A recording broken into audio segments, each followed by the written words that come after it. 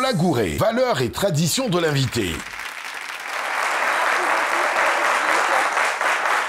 Comme Madame Da Silva l'a dit en début de cette émission, notre invité, Monsieur Tiburce Kochi, est multifonction. Il est écrivain, il est musicien, il est dramaturge, il est aussi enseignant. J'espère n'avoir rien oublié. Alors, quand on est en face d'autant de responsabilités, on est tenté de se demander, mais comment faites-vous pour gérer cela, pour faire face à cela? Jean-Michel Honin, je pense, dans la chronique de la Biodécalée, nous aurait dit que dans la Biodécalée, il n'y a pas de hasard. Eh bien, moi, je vous dis que dans Valeurs et Traditions, tout s'explique. Notre invité... Non, mais on le refait, là. Dans Valeurs et Traditions, tout s'explique. Dans Valeurs et Traditions, voilà, la télé, c'est du théâtre, c'est de l'art.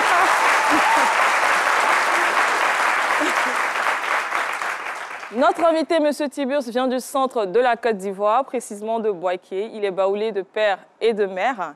Et son village se situe à 40 km de Botro et se prénomme Awaïnou, qui signifie, il a dit tout à l'heure, le village des chiens dents, c'est ça?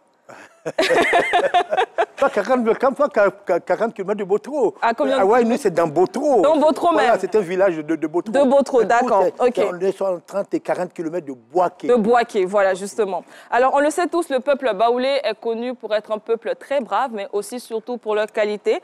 En fait, ce sont de très bons chasseurs, de très bons tisserands, de très bons sculpteurs. On peut remarquer avec les différentes sculptures qu'il y a sur le plateau. Et les femmes baoulées sont-elles de très bonnes cuisinières. Donc, quand on est natif d'un peuple qui a autant de cordes à son arc, il est tout à fait logique que notre invité soit aussi polyvalent, professionnellement parlant. Pour ce qui est des valeurs de notre invité, j'ai joint au téléphone ses proches et ils sont tous unanimes. Derrière son fort caractère, ses prises de position, Monsieur Tiburce Kochi est quelqu'un de très généreux. Il n'hésite pas à aider toutes les personnes qui viennent lui demander de l'aide. Il est présent pour tout le monde, peu importe l'origine de la personne. C'est quelqu'un qui est présent et qui aime beaucoup les autres. Mais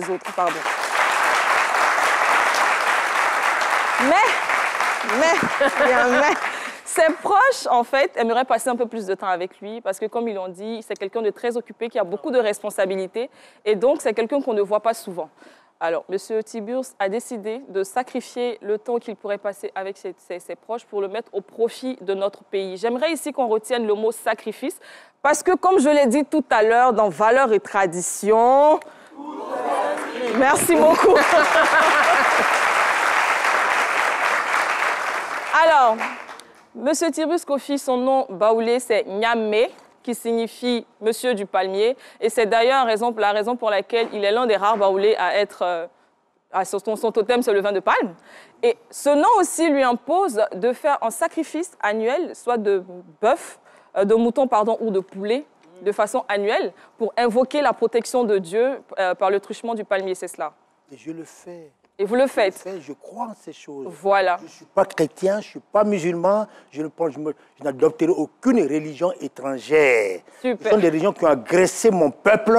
L'islam et le christianisme ont abattu la race noire, ont vilé nos âmes. L'Afrique noire vit une capture spirituelle qui ne fait que renforcer son agonie. J'en suis convaincu. Laissez-moi parler. Je sais que vous êtes chrétienne. Ça n'a rien à voir avec... Non, ça n'a rien à voir. Ça n'a rien à voir... C'est votre droit. Ça n'a rien à voir avec Dieu. Les gens pensent que je ne crois pas en Dieu. Je suis très croyant. Je suis très croyant. J'ai opté pour l'animisme. D'ailleurs, ma thèse porte sur l'animisme. Jean-Marie Adiafi. J'ai opté pour l'animisme par position idéologique. Okay. Le palmier, je continue de faire mes sacrifices. Je vous raconte mon histoire.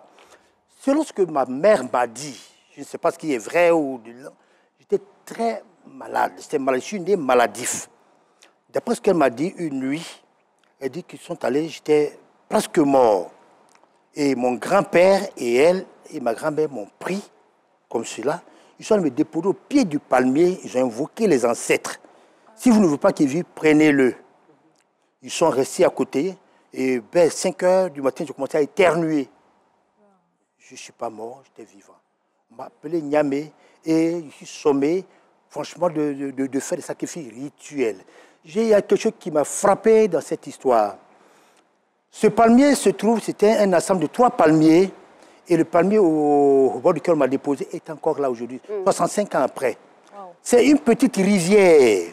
Quand on était petit, c'est là-bas qu'on allait prendre l'eau pour boire. Botro connaît des moments, de grands moments de sécheresse. Mais ce petit point d'eau n'a jamais été sec. On continue. Je suis arrivé chaque mois maintenant, depuis que quand je suis là, chaque mois, je m'en vais au village. Je m'en vais au village, je fais mes sacrifices. D'accord. Je fais mon mouton annuel, j'offre mes poulets. Chaque fois de moi, je vais donner mes poulets. Personne ne vous en veut. Non, non, j'y crois, j'y crois. Je me sens bien. Nous sommes libres de croire. Je me sens bien. Oui, à quoi alors, me dit que les chrétiens disent que oui, on adore le bois. Mais vous adorez la croix de Jésus. C'est quoi? Ne vous inquiétez pas. Vous prenez la croix de Jésus, je vais vous raconter une histoire. Non, ça n'a rien à voir avec ça. Ça concerne ma mère. Ma mère décède, ma mère décède. Mes soeurs s'en vont prendre ces statuettes et les jettent. Dans le caveau, on s'en va mettre la statuette de Marie. Je leur dis, ce mois-ci, je m'en vais jeter la statuette de Marie et je mets les statuettes de ma mère. OK.